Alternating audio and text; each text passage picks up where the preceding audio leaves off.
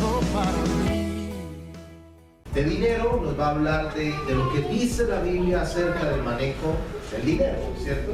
De cómo se maneja, qué es lo que dice la palabra, ¿sí es así, cierto? Entonces, es un joven que ha venido haciendo una tarea, que ha estado estudiando, que el Señor le ha venido hablando a su corazón junto con su esposa, han estado ellos estudiando, así que hoy quiero que recibamos a Dorian y le demos un aplauso al Señor, por favor. Primero que todo, quiero traer la presencia del Espíritu Santo para que no sea yo, sino Él hablando a través de mí. Espíritu Santo, yo te pido, Señor, que en esta noche, Señor, seas tú usándome como ese instrumento, Señor, que tú has propuesto, Señor. Yo te pido, Señor, que toda palabra, Señor, que salga de mi boca, Señor, sea verdad, Señor. Que toda palabra, Señor, que venga a mi pensamiento, Señor, para expresarla, Señor, en esta noche, Señor, sea guiada por ti, Señor. Yo te doy la gloria y la honra a ti, Señor, porque este tema, Señor, tú lo has puesto, Señor. Yo simplemente he sido un instrumento tuyo, Señor. Gracias, amor celestial, en el nombre de Jesús. Amén. La libertad financiera. Hay algo particular, ¿no? De pronto cuando hablamos de ese tema, libertad financiera, pues lo escuchamos en muchas partes y más actualmente. Pero qué importante verlo desde la parte de la Biblia, ¿cierto? Entonces, yo he traído todos los versículos que vamos a utilizar hoy, proyectados ahí en una presentación para que ustedes de pronto no, porque son muchos, entonces para que agilicemos un poco más el tiempo. Dice Deuteronomio 8:18, acuérdate del Señor tu Dios, Él es quien te da las fuerzas para obtener las riquezas, a fin de cumplir el pacto que les confirmó a tus antepasados mediante un juramento. Entonces, cuando hablamos de dinero, es un tema muy controversial, y más controversial cuando se trata de este tema dentro de la iglesia. Pero vemos que ese tema está dentro de la Biblia, está dentro del manual que Dios nos ha entregado. Hay muchísimos paradigmas acerca de lo que son las riquezas y el dinero. Por ejemplo, hay personas que piensan que tener dinero es malo, perdón. Otros piensan que el dinero cambia a las personas.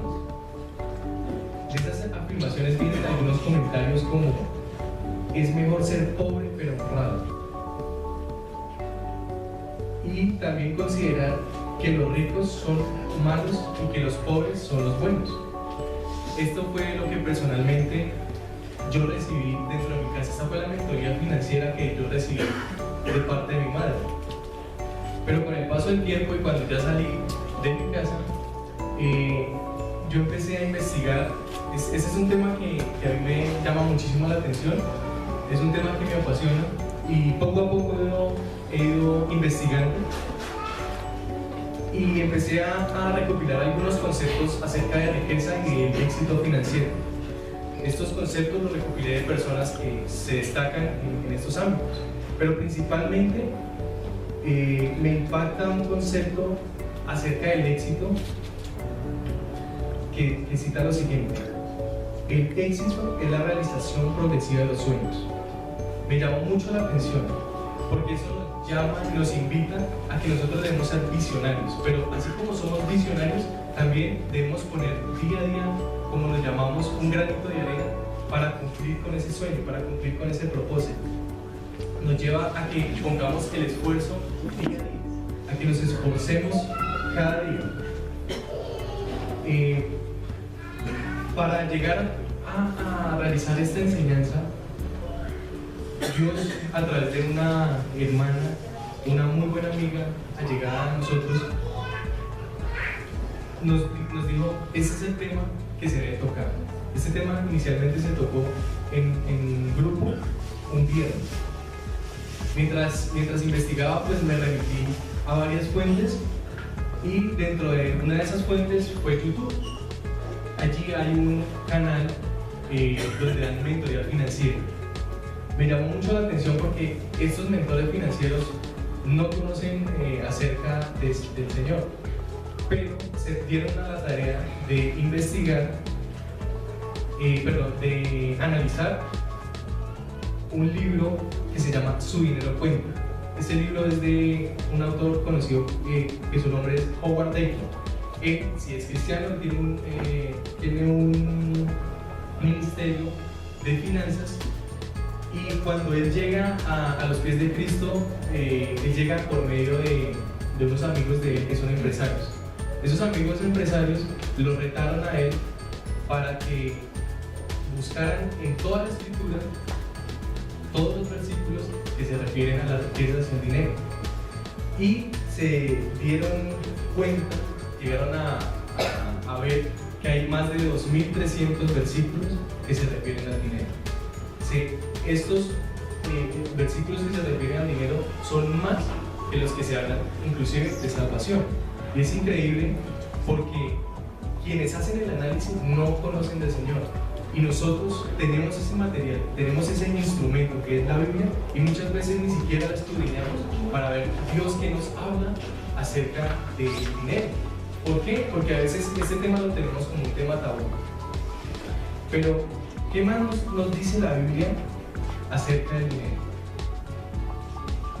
En Mateo 6:24 podemos ver que dice: ninguno puede servir a dos señores, porque o aborrecerá al uno y amará al otro, o estimará al uno y menospreciará al otro. No podéis servir a Dios y a las riquezas. Entonces, lo que habla la Biblia es que nosotros no podemos endiosar al dinero, que siempre nuestra mente debe estar fija y puesta en Dios, que es Él quien nos da el dinero, pero no vamos a vivir en función del dinero, porque si vivimos en función del dinero, lo que vamos a hacer es endiosarlo. Y mi madre siempre decía que el dinero era el mal de todas las cosas, pero en la Biblia, en Timoteo 6:10, podemos ver que lo que es la raíz de todos los males es el amor al dinero. Entonces, en sí, el dinero no es malo. Lo que es malo es amar más al dinero. En Marcos 7:15 dice: nada hay fuera del hombre que entre en él, que le pueda contaminar, pero lo que sale de él, eso es lo que contamina al hombre. Entonces, anteriormente les comentaba que muchas veces hay personas que piensan que cuando conseguimos dinero, o cuando ciertas personas consiguen dinero, cambia. Pero lo que es el dinero en este tema es simplemente un índice de carácter. Lo que hace el dinero es empoderar, ser un medio de empoderamiento a la persona. Entonces, al poseerse el dinero, lo que realmente se ve en esa persona es lo que hay dentro. No es el dinero el que transforma a la persona, sino lo que tiene en su corazón. Bueno, dentro de este libro, Su dinero cuenta, Howard Dayton saca dos principios que él los llama principios universales. Yo me extendí un poco y he sacado un tercero, y vamos a entrar ya en materia. Vamos a verlos. Los principios bíblicos respecto al dinero y a la riqueza. El primero es: Dios es el dueño de todo. ¿Y qué nos dice la Biblia? Mía es la plata y mío es el oro, dice Jehová de los ejércitos. Entonces, como miramos al inicio, todo viene de Dios. A Dios le pertenecen todas las riquezas. En el Salmo 24:1,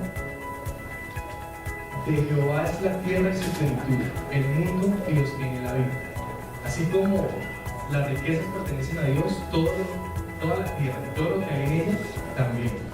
Este gran principio nos recuerda que nosotros aquí en la tierra somos mayordomos, somos administradores de Dios. Muchas veces nosotros cometemos el error de decir: mi trabajo, mi casa, mi negocio, pero realmente nosotros simplemente estamos administrando lo que Dios nos ha otorgado. Entonces debemos reconocer que no somos nosotros, que no es en nuestras fuerzas, sino que es lo que Dios ha puesto conforme a forma de administrar.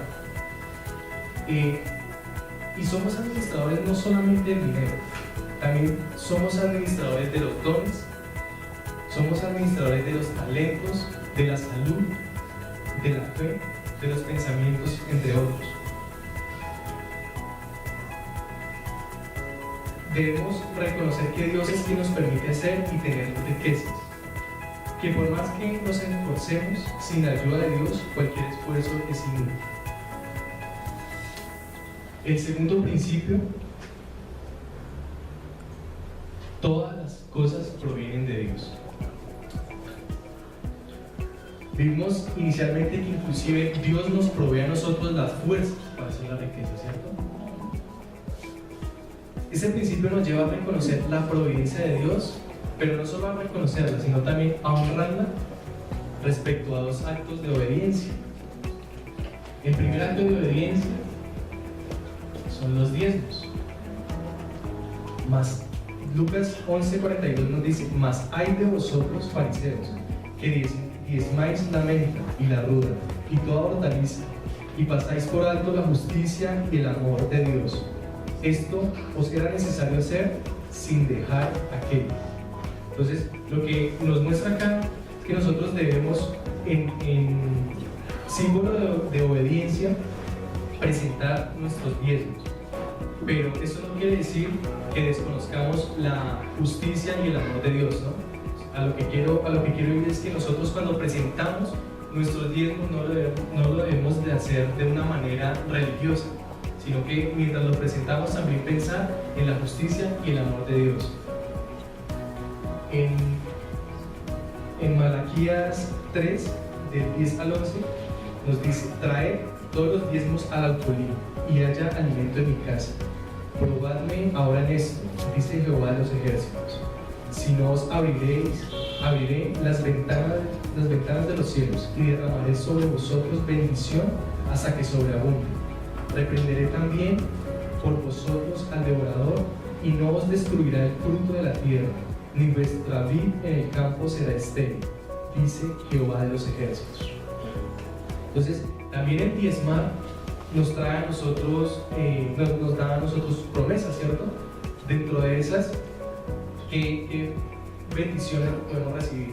Que hay provisión para continuar la obra de Dios, que hay prosperidad integral, que Dios se va a encargar de reprender al devorador, y además Dios va a proteger nuestros bienes, que son los bienes que el mismo Dios nos ha entregado. Respecto a las ofrendas, es otra forma de obedecer a Dios. Podemos ver que el dar cambia las vidas, cambia nuestras vidas, ¿cierto? Así como cuando Jesús se entrega por nosotros, por amor, nos cambia a nosotros la vida, el dar cosas materiales también lo hace. En Lucas 6:38 nos dice: dad y se os dará media buena, apretada, remecida y rebosando darán en vuestro regazo, porque con la misma medida que medís, os volverán a medir. Entonces, aquí nos muestra que el dar nos regresa las bendiciones proporcionalmente, que así como damos, así mismo vamos a recibir. En Mateo 19:21, Jesús le dijo: si quieres ser perfecto, anda, vende lo que tienes y dalo a los pobres, y tendrás tesoro en el cielo, y ven y sígueme. Pero hay algo más importante cuando damos. Cuando damos, recibimos tesoros en el cielo, y estos tesoros son los más importantes y son a los que nosotros más deberíamos estarle apuntando, ¿cierto? Porque esos tesoros son eternos. Los tesoros que hay aquí en la tierra son pasajeros, y hoy tenemos, pero mañana podemos estar en la calle, podemos no tener nada. Pero cuando recibimos los tesoros del cielo, vamos a saber que van a ser para siempre. Dentro de otro de estos principios, y no es que sea el más importante, realmente este viene de los otros tres. Es el de ser buenos administradores. Este pasaje que utilizo se refiere y hace mención a la multiplicación, ¿cierto? Entonces, cuando yo estaba revisando este tema, yo decía, Señor, pero ¿cómo puedo llevar este mensaje que habla de milagros a la parte administrativa? ¿Cómo lo puedo referenciar? ¿Cómo lo puedo encaminar un poco? Entonces vamos a leerlo y poco a poco vamos a entenderlo. Entonces en Juan 6, del 5 al 6 nos dice: cuando alzó Jesús los ojos y vio que había venido a él gran multitud, dijo a Felipe: ¿de dónde compraremos pan para que coman estos? Pero esto decía para probarlo, porque él sabía lo que había de hacer. Entonces lo que podemos ver respecto a la administración es que Dios nos prueba, y Dios nos prueba buscando confianza en nosotros, que nosotros seamos confiables para que Él nos pueda entregar lo que nosotros somos o vamos a ser capaces de administrar. En Juan 6, el versículo 9 nos dice: aquí está un muchacho que tiene 5 panes de cebada y 2 pececillos más. ¿Qué es esto para tantos? Pues lo que nos muestra este versículo es que Dios pone en nuestras manos lo que está al alcance de nuestra capacidad de administrar. Y a veces nosotros nos fijamos en la cantidad. Muchas veces fijamos nuestros ojos en lo poco o lo mucho. Pero no entendemos que el que está en medio de ese poco o de ese mucho es Dios. Y cuando entendemos esto, vemos que de eso poco que hay, puede suplir para muchas cosas. Dios no va a poner en nosotros mucho si en lo poco nos sabemos administrar. Si los pocos dones, los pocos talentos que tengamos, las pocas capacidades que tengamos, no las sabemos aprovechar, no las sabemos administrar. Al igual que el dinero, va a ser muy difícil que Él nos ponga algo más. ¿Por qué? Porque en esto se está probando la confianza que nosotros le damos a Él. Y acá más adelante en Juan 6, versículos del 11 al 13, nos dice: y tomó Jesús aquellos panes y habiendo dado gracias, los repartió entre los discípulos, y los discípulos entre los que estaban recostados, asimismo de los peces, cuanto querían. Y cuando se hubieron saciado, dijo a sus discípulos: recoged los pedazos que sobraron, para que no se pierda nada. Recogieron pues y llenaron 12 cestas de pedazos, que de los 5 panes de cebada sobraron a los que habían comido. Entonces, nos invita a que cuando Él nos entrega cosas, nosotros le damos cuentas. Yo me preguntaba, ¿por qué este pasaje, si lo vemos desde el principio, se refiere mucho a los números, ¿cierto? Es muy preciso en los números. Habla de 2 peces, habla de 5 panes y habla de que se recogieron 12 cestas de comida que sobró. Yo me preguntaba, Señor, ¿por qué este pasaje es como tan enfático en mostrar esos números, en que sea algo cuantificable, ¿cierto? Y lo que me mostraba el Señor es que nosotros debemos rendirle cuentas a Él de todo lo que hagamos, inclusive de nuestra vida. Nosotros en nuestras neveras, en nuestras alacenas, tenemos productos que se nos vencen, tenemos productos que se nos dañan. ¿Por qué? Porque hemos puesto un poco lo que Dios nos ha dado. Y a veces pedimos, Señor, bendícenos, pero la bendición está ahí. Y cuando tenemos la bendición ahí y no la sabemos administrar, Dios dice: pero si yo ya te he dado lo que tú me has pedido, si yo te he proveído, pero tú no has sido fiel, tú no has sido ese siervo fiel, ¿por qué me estás reclamando? Entonces, en todo momento debemos rendirle cuentas a Dios. Y a esto es a lo que se refiere todos esos números que podemos ver en este pasaje. Otra cosa que nos muestra también es que debemos saber administrar en la abundancia, pero también en la escasez. Hace pocos días con mi esposa vimos algo sorprendente de parte de Dios. Nosotros anteriormente siempre estábamos para 15 días o para el mes, pero hubo un momento en el que la provisión no se veía. Entonces ya no mercábamos para 15 o 30 días, sino que mercábamos el tiempo. Y pues ustedes saben que comprar así es muchísimo más costoso. Y nosotros decíamos, Señor, pero ¿por qué? ¿Por qué si antes lo hacíamos, ahora no se puede? Resulta que cuando nosotros comprábamos gran cantidad, había cosas que no utilizábamos. Había veces un tomate que no utilizábamos y terminaba pudriéndose. Entonces, en ese momento, cuando entendimos eso con mi esposa, dijimos, amor, tenemos que empezar a cambiar esto y tenemos que saber administrar y no dejar perder, como dice la palabra, que no se pierda nada, no dejar perder nada, ni siquiera las obras. Y mientras vivíamos esta etapa que fue un poco dolorosa, no se los puedo negar, empezamos a hacer algo que fue levantarnos temprano en la madrugada a orar, agradeciéndole a Dios, como decían hace un momento en la alabanza, agradecerles. Y nos levantábamos, orábamos, íbamos a la palabra y le pedíamos a Dios que nos hablara en su palabra. Y poco a poco nos fue hablando de qué cosas debemos cambiar, en qué cosas debemos empezar a mejorar. Y creo que no pasaron 15 días. Un viernes, una hermana se acercó y nos dice: yo los quiero bendecir, les quiero regalar estos 50,000 pesos para que ustedes compren los huevos a su niño. Los 2 huevos, Señor, gracias.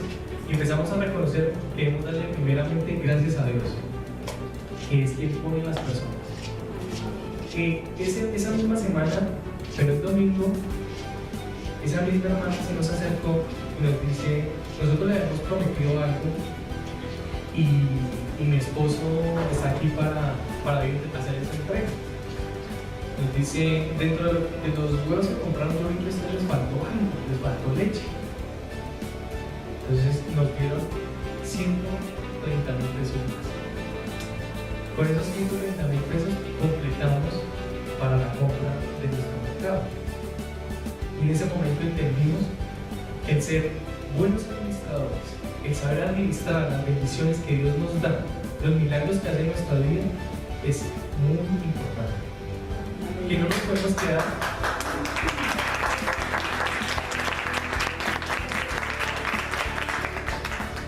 podemos quedar simplemente en recibir la bendición, en recibir el milagro que estamos esperando, en recibir esa provisión que tanto hemos pedido, que muchas mañanas tal vez de rodillas hemos ido allá donde el Señor a decirle: Señor, trae la provisión.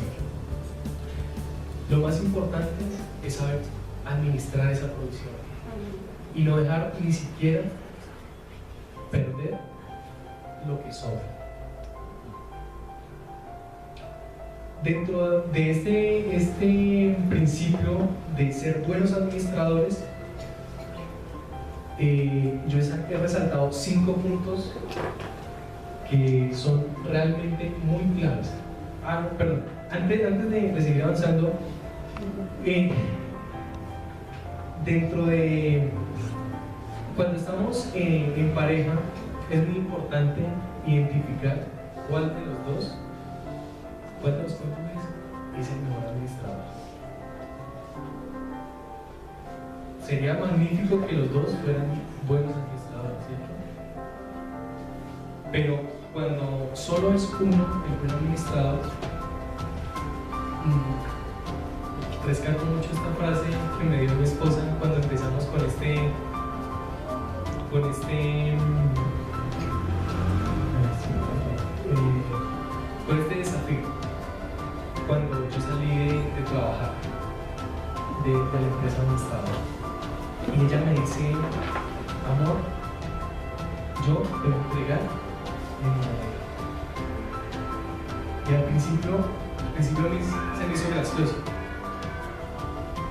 pero ella reconoce que ella no es la mejor administradora, que de los dos yo soy mejor administrador.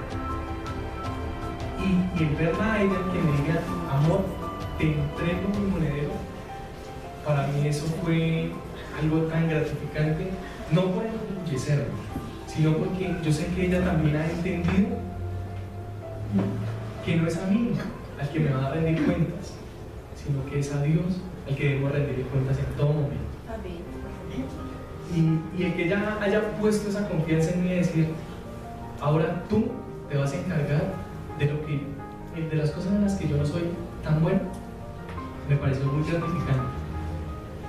Y no ha sido fácil, les confieso, no ha sido fácil. Han sido 8 meses en los que hemos empezado a reestructurar administrativamente nuestra economía familiar, que gran parte, todos los ingresos en este momento son del negocio que ella y yo tenemos.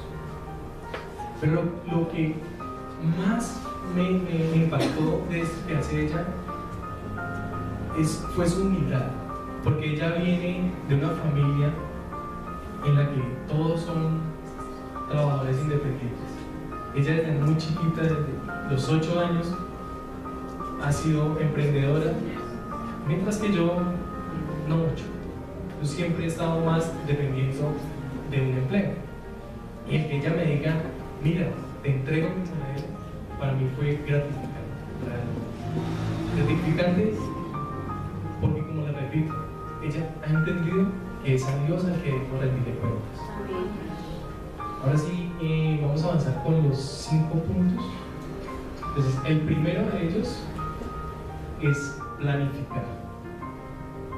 La Biblia nos dice en Lucas 14:28, porque ¿quién de vosotros, queriendo edificar una torre, no se sienta primero a calcular los gastos, a ver si tiene lo que necesita para acabarla? Cuando leemos este versículo, pues parece que es muy obvio, ¿no?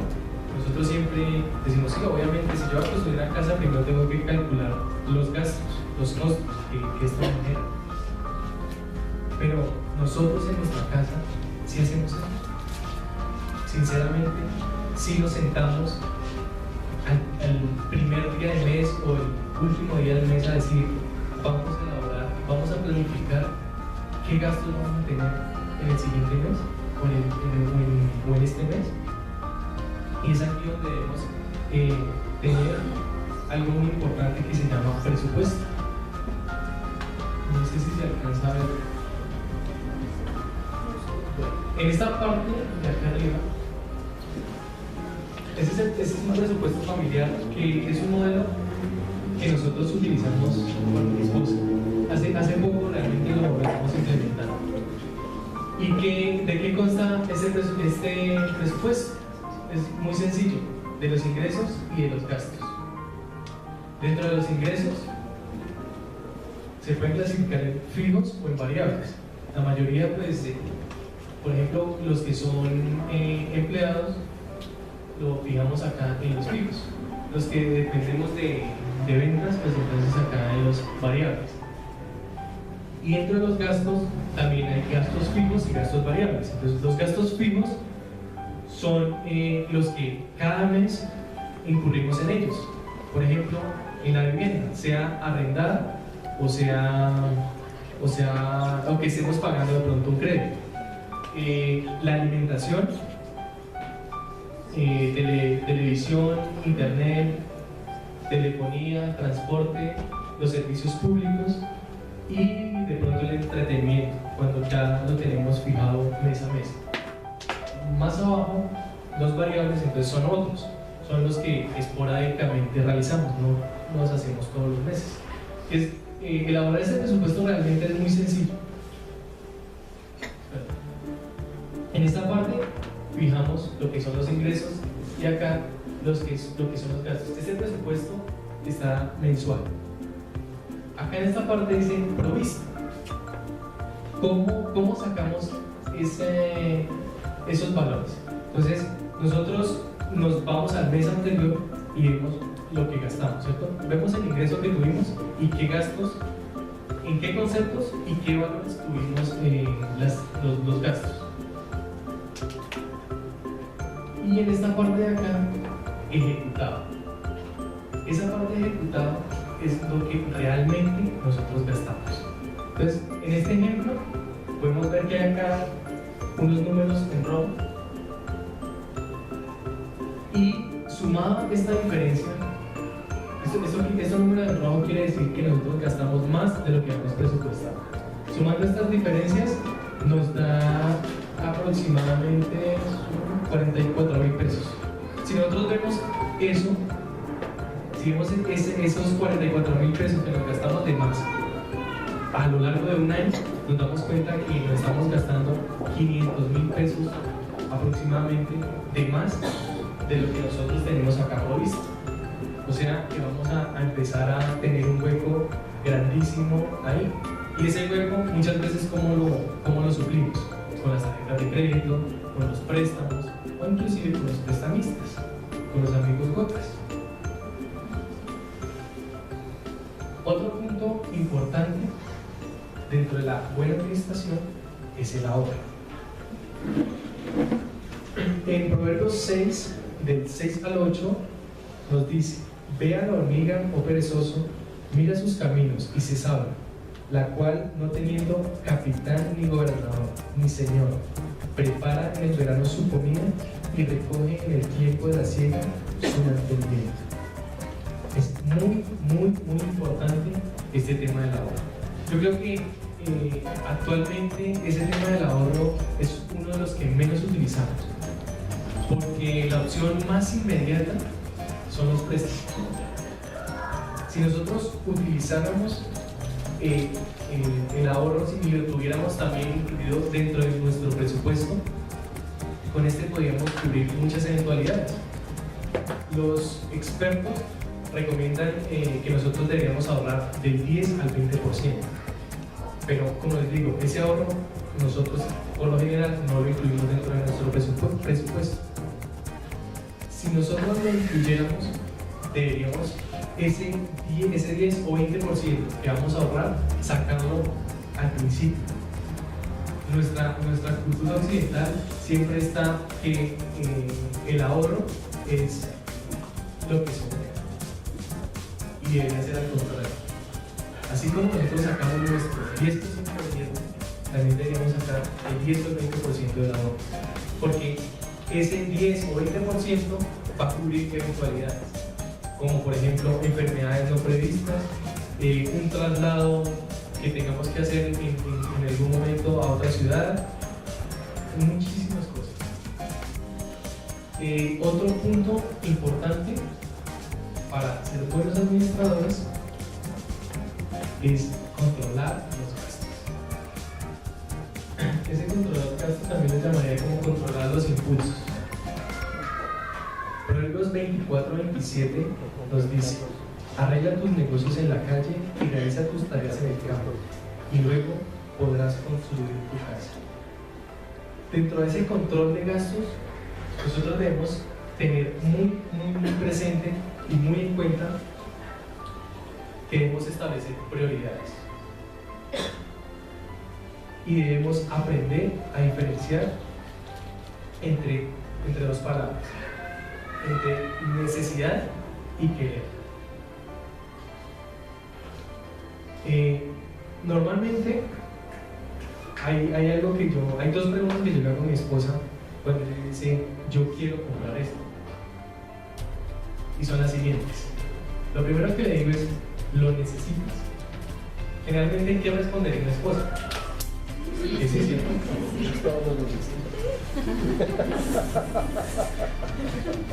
Y la siguiente pregunta que yo le hago inmediato es: ¿qué pasa si no lo compras?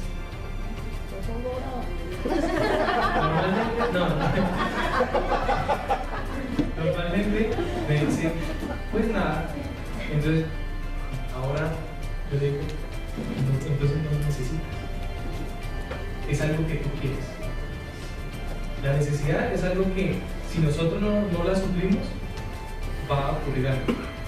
Pero cuando yo quiero algo y no lo obtengo, normalmente no va a pasar nada. Porque ese querer nos motiva y nos está llevando por impulso, nos mueve por impulso. Dentro de ese control de gastos hay algo muy importante y creo que es a lo que menos se le presta atención. Hay unos gastos, no se alcanzan a ver aquí, hay unas hormiguitas.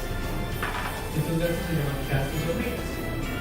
Y generalmente son los gastos que nosotros hacemos en chicles, en tintos, en papitas fritas, en gaseosas, empanadas. Y si nosotros vemos esos gastos, cuando los hacemos diario, parece insignificante, ¿no? Por ejemplo, decimos, no, pero si un tinto vale 700 pesos, si un chicle vale 200 pesos, decimos, eso es insignificante, no se debería tener en cuenta. Pero ¿por qué se llaman gastos hormigas? Porque si nosotros los agrupamos en un determinado tiempo, puede ser en un mes, si yo me gasto 200 pesos diario, a fin de mes, ¿cuánto representa eso? 6 pesos, ¿cierto? En un solo mes. Pero si yo esos 6.000 los hago durante un año, son aproximadamente 72.000 pesos. 72.000 pesos. Si vemos el presupuesto, a esos 500.000 pesos le restamos esos 72.000, 74.000, nos da más o menos 436.000 menos, ¿cierto? Estaremos disminuyendo un poco ese hueco que tenemos. Entonces, el controlar los gastos es muy importante y el aprender a diferenciar entre necesidad y lo que se quiere. Estos gastos hormiga son muy importantes verlos y fijarlos en ellos. Porque aquí, dentro de esos gastos, pueden estar lo que nosotros estamos dejando de ahorrar.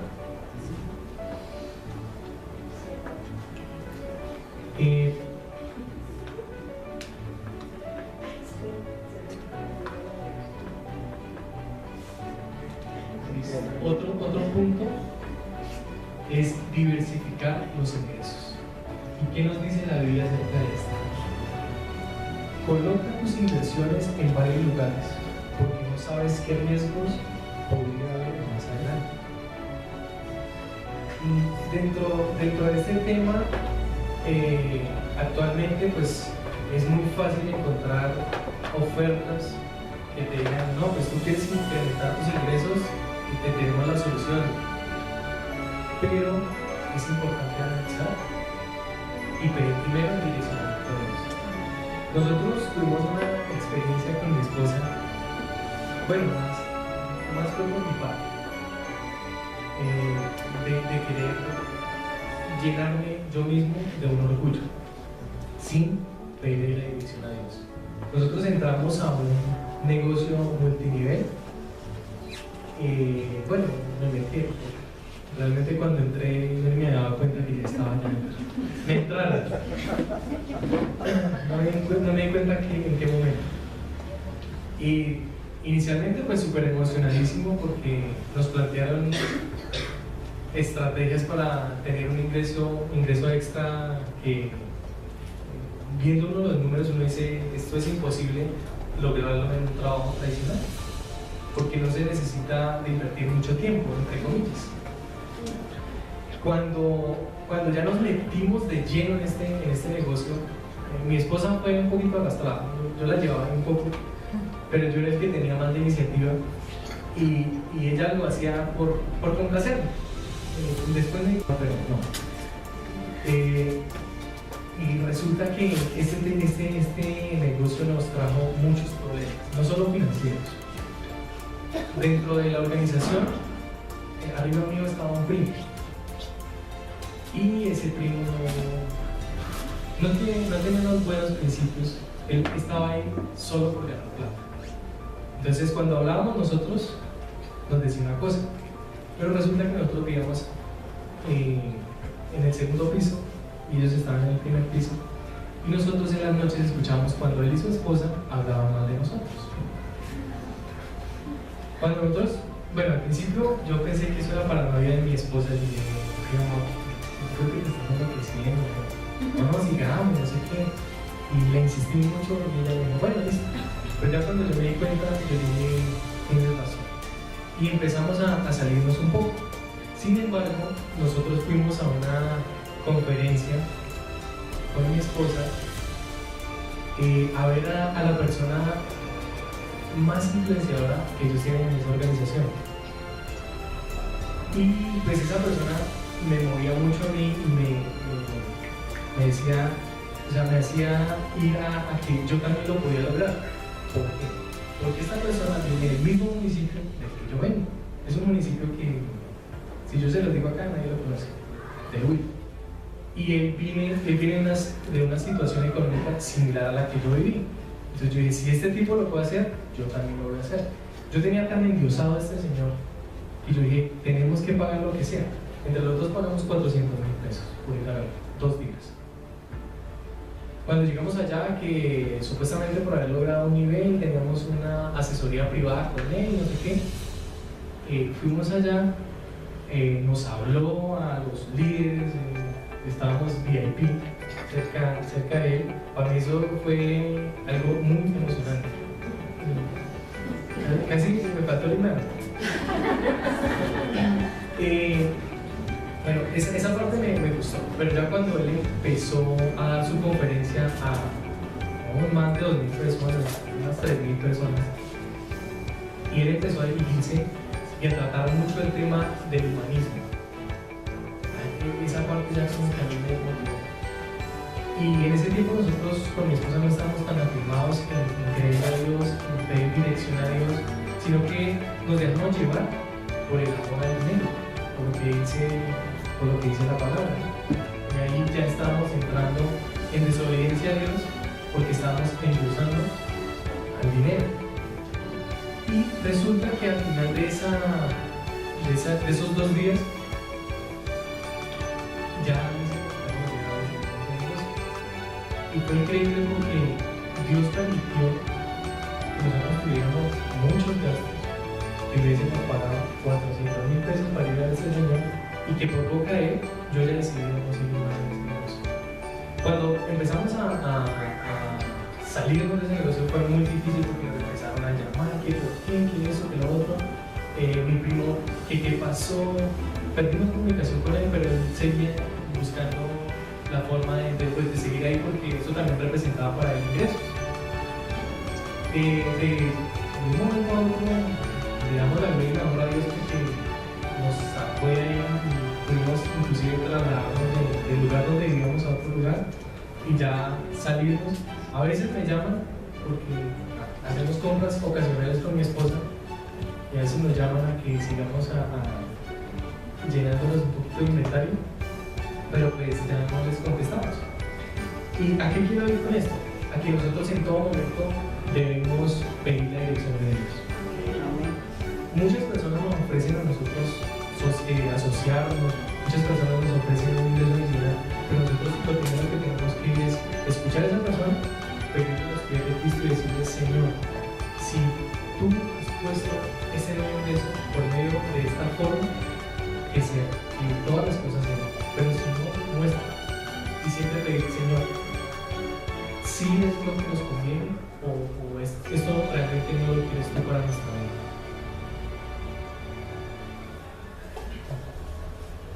Y el último punto, no menos importante, es que nosotros tratemos de no acceder a las deudas. En Romanos 13:18 nos dice que la única deuda que nosotros debemos tener es el amor al prójimo. Y en Proverbios 22:7 me encanta esta versión porque es muy diciente. Así el rico gobierna al pobre, el que pide prestado es sirviente del que presta. Es decir, que las deudas nos hacen esclavos. Y de eso nosotros también tenemos algo de experiencia. Por no controlar y no aprender a identificar entre lo que necesito y lo que quiero. Hace poco salimos de una deuda con una tarjeta de crédito porque nos emocionamos, porque dijimos nosotros no lo merecemos, pero no analizamos primero y miramos el presupuesto, si realmente podemos acceder a esa deuda o no. Nos emocionamos, dijimos listo, para que no nos cobren intereses vamos a mandar esa compra a una cuota, pero resulta que cuando se venció el plazo de esa cuota no teníamos con qué pagar. Entonces ese mes de gracia, por llamarlo así, sin intereses, pues se convirtieron en 2 meses en el que pagamos casi 100.000 pesos de intereses por solo 30 días de deuda. Y nos dimos cuenta que realmente las deudas nos esclavizan. Y la facilidad de tener acceso a una tarjeta de crédito, a veces uno dice, o yo pienso, que cuando uno no está en la capacidad de controlarse a los impulsos para usar una tarjeta de crédito es mejor no tenerlas. Las tarjetas de crédito y los préstamos no son malos, pero sí hay que saberlos utilizar. Una deuda uno la puede tomar cuando sabe invertir. Es una de las maneras. ¿Por qué? Porque yo con la utilidad puedo suplir parte de los intereses y los gastos financieros que esa deuda me va a generar. Pero si yo a tomar una deuda para gastar, por ejemplo, para vacaciones, no es la mejor opción. Porque listo, en las vacaciones puedo disfrutar, pero cuando me llegue el extracto o la llamadita de la persona de cobranza del banco a recordarme que yo me fui a descansar con plata mía, ahí vamos a tener unos dolores de cabeza. Lo digo por experiencia.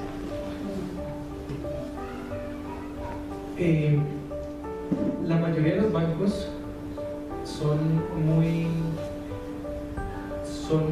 usan frases muy sutiles para ofrecernos créditos. Hace poco en una página de un banco vi esta frase que dice: piensa en el color, no en el tramo. Y esto es refiriéndose a un crédito de vivienda. Entonces nos dice que pensemos en el color en que vamos a pintar nuestra casa, nuestro apartamento, que no nos preocupemos por el trámite, ellos se encargan del trámite. Pero ese trámite te cuesta, y eso es lo que no nos muestra, ¿cierto? Y eso es lo que nosotros debemos analizar. Hace un mes aproximadamente, nosotros hablamos con un hermano y yo le digo, nosotros tenemos todavía unas deudas viejas porque no supimos administrar el dinero que nos llegó, el recurso que nos llegó. Yo salí de trabajar de la empresa donde estaba el 21 de marzo de este año, pero a mí me llamaron para trabajar una semana en mayo y me llamaron para trabajar luego en julio, medio mes y todo el mes de agosto. Ese dinero que nos llegó suplía las deudas que nosotros tenemos, las deudas viejas. Me refiero a deudas viejas más de un año. Suplía, pero entonces nosotros en ese afán de decir, pues que nosotros hemos trabajado mucho, nosotros debemos saber también que cuando trabajamos para nosotros. Y en ese momento se sumó a lo de la tarjeta de crédito, es decir, es que nosotros nos merecemos esto, mi hija, mi esposa y yo nos merecemos comprarnos una nueva, ¿por qué no? Y yo le decía eso a esta persona y me decía, pero luego entendimos, por medio de Dios, que nosotros en este momento no nos merecíamos nada. Lo único que merecíamos era pagar primero las deudas. Después de pagar las deudas, veríamos si nos quedaba para lo que nosotros nos merecíamos. Y él me dice, es cierto, suena un poco duro. Y yo sé que suena duro, pero es la realidad. Cuando nosotros tenemos deudas, no trabajamos para nosotros. Normalmente a uno le dicen, ¿y usted por qué trabaja? Cuando tiene deudas, ¿no? Y dice, no, pues para llevar el sustento a la casa, para darle una mejor calidad de vida a mi esposa, a mis hijos. Pero realmente cuando nosotros tenemos deudas, estamos estamos trabajando para nuestros acreedores. Y es importante que cuando nosotros empecemos a tener los recursos, empecemos a pagar esas deudas. Porque si posponemos el pago de esas deudas, eso se convierte en un dolor de cabeza. Y es importante también que las deudas que adquiramos, si no son para invertir, no caigamos en ellas. Y que cuando nosotros nos endeudemos, no sea con personas naturales, con el amigo, con el primo, con el familiar. Esas deudas son las más dolorosas. Puede que no generen intereses, pero sí generan mucho dolor de cabeza. Y yo creo que son más los dolores de cabeza que los mismos intereses que generan el prestarlas quiero mostrarles una gráfica de una simulación de un crédito de vivienda. De este año es de uno de los bancos de acá de Colombia. Y para hacer esta simulación, yo me basé en una vivienda que cueste 220 millones, pero los bancos no prestan el 100%, prestan el 70%, y ese 70% son 154 millones de los 220 millones. Entonces, tomé 3 periodos, 5 años, 10 años y 15 años. Acá arriba vemos la cuota fija mensual. Entonces, esa cuota fija mensual es incluyendo intereses, seguros y demás gastos financieros del banco. Si nosotros tomamos esa deuda a 5 años de 254 millones, tendríamos que pagar 3.293.358 pesos mensualmente. Parece un valor muy alto, ¿cierto? Entonces, pues como es muy alto, mejor llevémosla a 10 años, que son unos mesecitos más. Tendríamos que pagar 2.052.420, ya se reduce bastante la cuota, pero aún es muy alta, entonces llevémosla a 15 años, unos mesecitos más. La cuota se reduce muchísimo más y vemos que la cuota es de 1.668.399. A simple vista, genial enviarla a 15 años, ¿cierto? Entre mayor tiempo, lo vemos mejor para nuestros bolsillos. ¿Por qué? Porque la cuota que vamos a cancelar mensualmente va a ser más baja. Pero entonces quiero que se sienten un poco en esta parte que está resaltada. Esa parte que está resaltada corresponde a los intereses, los seguros, y pues, bueno, en este banco solo tenía intereses y seguros, pero hay algunos bancos que tienen otras aranzelitas por ahí adicionales que son simples gastos financieros. Entonces, si nos fijamos, acá hay un porcentaje. Ese porcentaje lo que nos quiere decir es que nosotros al final de esos 5 años estamos pagando 28% adicional a lo que nos prestaron. Que eso en cifras son de los 154, vamos a terminar pagando 197.601.491. Si lo llevamos a 10 años, ya ese porcentaje se aumenta un poco no el doble, 60%. Entonces, de esos 154 millones, vamos a terminar pagando 246.290 millones. Y si lo llevamos a 15 años, el porcentaje se incrementa al 95%, es decir, casi el doble. Y eso en cifras son de esos 154 millones pagar 311.852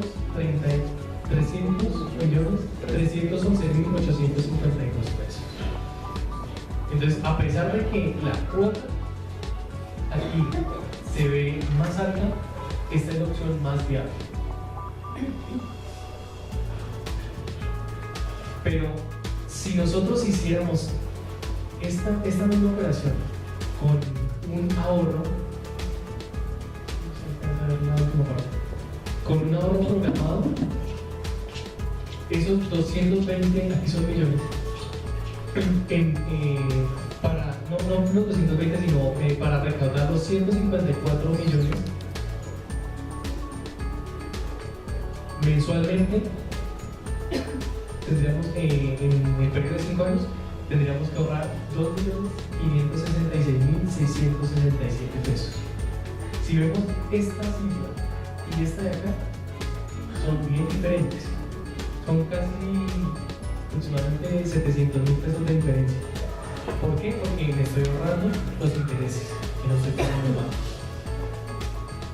En 10 años, mi ahorro mensual debería ser de 1.283.333 pesos. Y en 15 años sería un ahorro mensual de 855.556 pesos. Pero, ¿cuál es la diferencia de este ahorro programado a estas cifras de acá? Que al final yo no voy a tener deuda y al final yo no le he pagado a un banco intereses. La compra que yo realizo la hago con mi dinero y al final de ese tiempo, al final, bien sea los 5, 10 o 15 años, el bien va a ser mío, pero no va a tener deuda. Mientras que acá todavía el bien no es mío, porque yo no lo he pagado. Y si me cuelgan una cuota de estas, ¿cuánto interés más se le suma a este sondeado? ¿Cuánto más se puede incrementar este porcentaje? Entonces, es importante tener en cuenta eso, a modo de reflexión, de que las deudas no son tan buenas como nos la pintan. A diario, en mi correo electrónico y en mi celular, me llegan mensajes de texto y mensajes que me dicen, mire, por comprar con su tarjeta de crédito tiene 20, 30% de descuento. Pero ese 20, 30% de descuento, a veces es el 20, 30% de descuento que yo voy a terminar para los intereses. Bien, entonces, el tema, como tal, se llama libertad financiera, ¿cierto? Basado en los principios bíblicos. ¿Y qué podemos? Hay muchísimas definiciones de libertad financiera, pero hay una que yo tomé y se puede resumir en lo siguiente. La libertad financiera es poder suplir nuestros gastos con los ingresos que obtenemos. Podemos tener libertad financiera para vivir de una manera modesta, es decir, que lo que yo recibo es lo que gasto, o para vivir en abundancia, cuando los ingresos superan los gastos. Cuando los ingresos superan los gastos, es decir, que yo voy a tener un colchoncito, por llamarlo de esa manera. Y ese colchoncito puede servir para ahorrarlo, para las eventualidades, o también puede servir para invertir más adelante.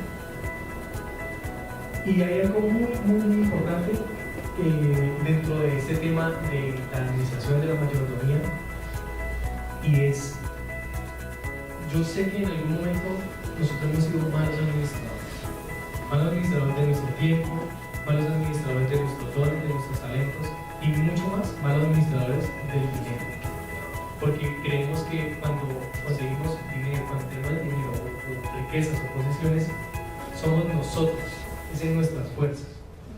Y desconocemos que es Dios el que nos ha otorgado para que nosotros lo administremos. Es muy importante pedirle perdón a Dios por nuestra mala administración, pero no se debe quedar solo en pedir perdón. Ese pedirle perdón a Dios por esa mala administración debe ir acompañado de una disposición de mejorar en ella, de mejorar en la administración. Yo quiero que ustedes se pongan de pie. Vamos a pedir a Dios por esos momentos en los que hemos sido malos administradores.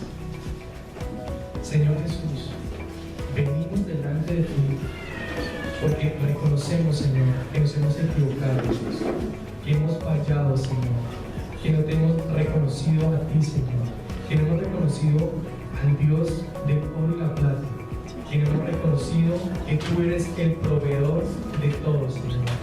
Que a veces nos hemos enorgullecido, Dios, con las riquezas, Señor, con la provisión que tú nos has dado, Señor, pero no te hemos reconocido a ti, Señor. reconocemos que hemos sido malos administradores en algún momento de nuestras vidas, Dios. Y hoy, Señor, venimos delante de ti, Señor, con un corazón humillado, Señor, con un corazón que quiere cambiar, Señor, con un corazón que quiere ser transformado, Dios, y que quiere agradarte a ti, Señor. Ayúdanos, Padre amado, a que todas esas bendiciones que tú has traído, que tú has derramado en nuestras vidas, Señor, las sepamos administrar, Señor. Incluso, Señor, sepamos darte cuentas de las obras que traen esas bendiciones, Señor. Gracias, Dios, porque sabemos que tú provees todo, Señor, inclusive las fuerzas para hacer la riqueza, Dios. Que sin ti no somos nada, que sin ti nuestras fuerzas son inútiles, Señor. Hoy, Dios, queremos pedirte perdón, Señor, por los momentos en que hemos tomado decisiones de emprender sin tu dirección, Señor. Queremos venir delante de ti, Señor, y expresarte, Señor, nuestros arrepentimientos, Señor. Que seas tú perdonándonos, Señor, y que nosotros, Dios, pongamos nuestra disposición, Señor, para transformar esa situación y ser mejores administradores. Señor, también te pedimos perdón, Dios, porque a veces no tomamos las mejores decisiones, Dios, o porque a veces, Señor Dios, creemos entender lo que viene de ti, pero siempre, Señor Dios, queriendo suplir nuestros caprichos, Dios. Perdónanos, Señor Dios, porque a veces hemos dejado, Señor Dios, que las bendiciones de nuestros hijos, Señor Dios, se vayan para otro lugar, Dios. Perdónanos, Señor, porque a veces no entendemos, Dios, lo que tú traes para nuestras vidas, Señor. Perdónanos porque conociendo de tu manual, Dios, a veces nos da pereza, Señor Dios, ir y buscar en ese libro, Señor Dios, el direccionamiento, Señor. Perdónanos, Dios, porque a veces queremos hacer las cosas en nuestras fuerzas y no reconocerte como nuestro Dios. Pero hoy te damos gracias, Señor Dios, porque estamos aquí delante de tu presencia, Dios. Porque estamos aquí pidiéndote perdón, Dios, por los malos administradores que hemos sido, Dios. Pero hoy te damos gracias, Dios, porque es un nuevo momento, Señor Dios, para hacer las cosas bien. Para levantarnos y empezar a hacer las cosas delante de tu presencia, Dios, para hacer las cosas como tú quieres, Señor Dios, para obedecerte, para seguirte, Señor Dios, para que cuando vengan las bendiciones, Dios, glorifiquemos tu nombre, Señor, para que cuando vengan esas bendiciones que aún estamos esperando, Dios, y que cada mañana, Señor Dios, clamamos a ti para que tú des una respuesta, Dios. Hoy te damos las gracias, Señor, porque tú eres nuestra esperanza, porque nuestra fe está puesta solo en ti, Jehová. Gracias, Señor, porque hasta hoy tú nos has ayudado, Dios, y que a pesar de que nos hemos equivocado, Señor Dios, tú nos permites vivir estas situaciones, Dios, para aprender, Señor. Gracias te damos porque tú eres el Rey de nuestras vidas, porque tú eres el Señor de nuestra familia, de nuestra casa, Señor. Gracias porque tú eres el Dios de este lugar, porque aquí tú habitas, Señor Dios, y porque veremos, Señor Dios, la provisión que tú traerás a este lugar, Dios. Confiamos en ti, Señor, y sabemos, Dios, que desde hoy, Señor Dios, en cada una de nuestras casas, en cada una de nuestras familias, Dios, el llevar las finanzas, Señor Dios, será de otra manera, Dios. Que no será en nuestras fuerzas, sino será en las tuyas, Señor Dios. Que será para agradarte a ti y no al que está afuera, Dios. Que será para honrar, Señor Dios, y venir aquí a tu casa, Señor Dios, y traer lo que es tuyo, Dios. Porque hoy te reconocemos aquí como el dueño de las finanzas de cada una de nuestras casas, Señor Dios. Que traeremos aquí a tu casa, Dios, lo que es tuyo, Señor Dios. Que lo traeremos con alegría, Dios, y que dejaremos, Señor Dios, de ser esclavos de otros, Dios, para ser, Señor Dios, adoradores tuyos, Señor, para engrandecer esta obra en la que tú nos has puesto, Dios. Te damos muchas gracias, Señor Dios, porque servirte es un privilegio y estar aquí hoy delante tuyo, Señor Dios, es el gozo más maravilloso de nuestros corazones. Gracias por todo lo que nos has enseñado hasta hoy, Señor. Gracias, Dios, porque permitiste que nosotros para hoy enseñarle mucho, Señor Dios, de esta tu casa, Dios. Gracias porque tú siempre tienes un propósito en nuestras vidas, Dios. Y hoy solo te podemos decir muchas gracias, mi Rey, Señor y Salvador. Amén. Gracias, Señor. De Jesús. Amén.